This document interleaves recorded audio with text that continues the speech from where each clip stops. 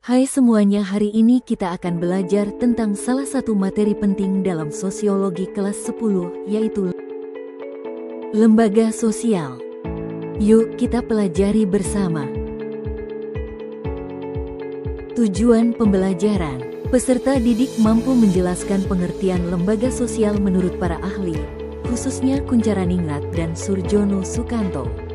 Peserta didik mampu mengidentifikasi ciri-ciri lembaga sosial secara tepat sesuai kajian sosiologi. Peserta didik mampu mengklasifikasikan jenis-jenis lembaga sosial berdasarkan karakteristik dan perannya dalam masyarakat. Peserta didik mampu mendeskripsikan fungsi-fungsi lembaga sosial dalam mengatur pola perilaku dan memenuhi kebutuhan masyarakat. Peserta didik mampu mengidentifikasi berbagai bentuk lembaga sosial yang terdapat dalam kehidupan sosial masyarakat. Sebelum masuk ke materi, coba kamu pikirkan sebentar.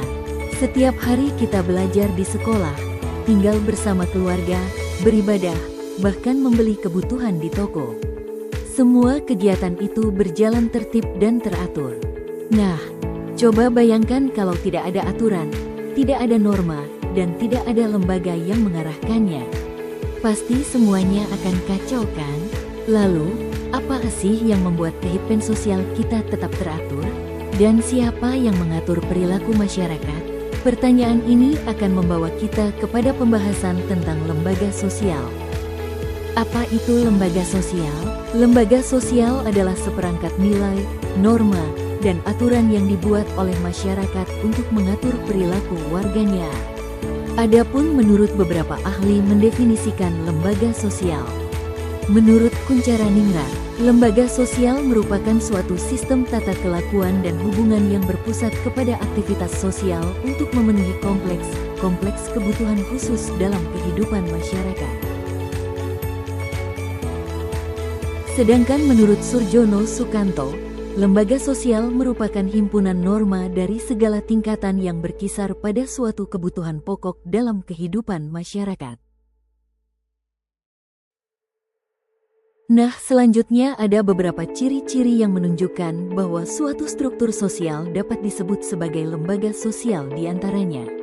1. Memiliki norma atau aturan yang diikuti oleh masyarakat. 2. Memiliki tujuan yang jelas. 3. Memiliki simbol atau tanda tertentu. 4. Bersifat berkelanjutan dan bertahan dalam jangka panjang.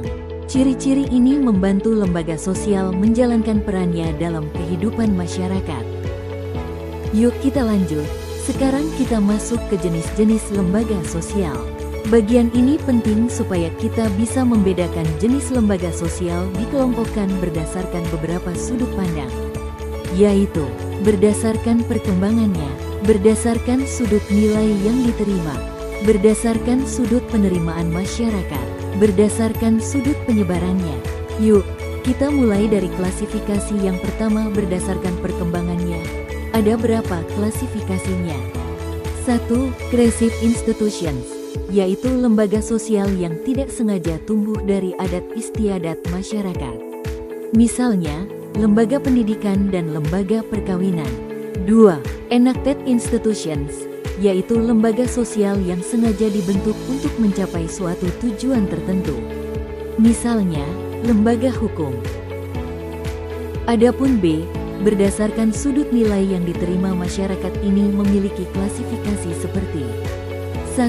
Basic institutions, yaitu lembaga sosial yang dianggap penting untuk memelihara dan mempertahankan nilai dan norma dalam masyarakat. Misalnya, lembaga hukum dan pendidikan. 2. Subsidiary institutions, yaitu lembaga sosial yang berkaitan dengan hal-hal yang dianggap masyarakat kurang penting dan berbeda di tiap masyarakat. Misalnya, rekreasi dan hiburan.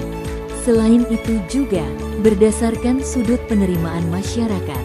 1. Sanction institutions, yaitu lembaga sosial yang diterima masyarakat. Misalnya, lembaga perkawinan dan lembaga pendidikan. 2. Unsanctioned institutions, yaitu lembaga yang ditolak masyarakat meskipun masyarakat tidak mampu memberantasnya. Misalnya, pasar gelap dan prostitusi. Selanjutnya, berdasarkan sudut penyebarannya. 1. General institutions, yaitu lembaga sosial yang dikenal sebagian besar masyarakat. Misalnya, Palang Merah Indonesia dan Pramuka. 2. Restrict institutions, yaitu lembaga sosial yang hanya dikenal dan dianut sebagian kecil masyarakat tertentu. Misalnya, Perkumpulan Umat Hindu di Semarang. Lembaga sosial juga memiliki fungsi-fungsinya diantaranya 1. Memenuhi kebutuhan masyarakat, terutama kebutuhan pokok. 2. Pedoman bertingkah laku dan bersikap dalam masyarakat. 3. Menjaga keutuhan masyarakat yang bersangkutan. Selanjutnya, lembaga sosial ini terdapat beberapa bentuk-bentuk lembaga sosial yaitu 1. Lembaga keluarga. Lembaga keluarga merupakan kelompok terkecil dalam suatu masyarakat yang berfungsi sebagai berikut. 1. Fungsi manifest A. Mengatur hubungan seksual guna memperoleh keturunan, reproduksi. 2. Fungsi laten A. Untuk mengatur dan memenuhi kebutuhan rumah tangga, ekonomi. B. Pengendalian sosial dari tindakan menyimpang.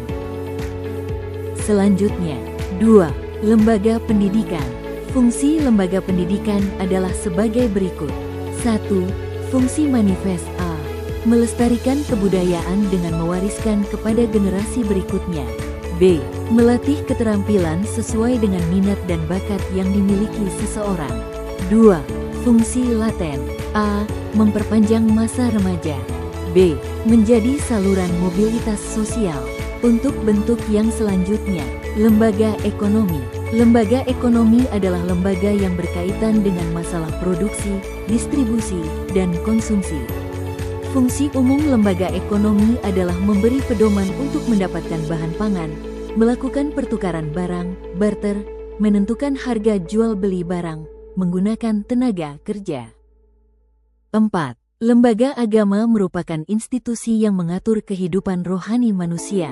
Fungsi agama secara umum adalah sebagai sumber pedoman hidup bagi individu ataupun kelompok, mengatur hubungan antar manusia serta manusia dengan Tuhan, pedoman tuntunan prinsip benar dan salah.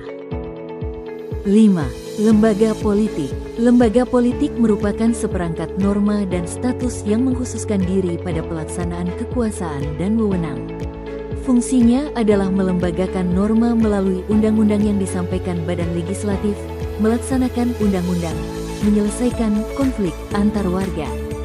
Kesimpulannya, secara keseluruhan, lembaga sosial berperan penting dalam memberikan pedoman bertingkah laku, memenuhi kebutuhan hidup, menjaga keutuhan masyarakat, serta menjadi alat pengendalian sosial agar kehidupan bermasyarakat tetap harmonis dan stabil. Terima kasih.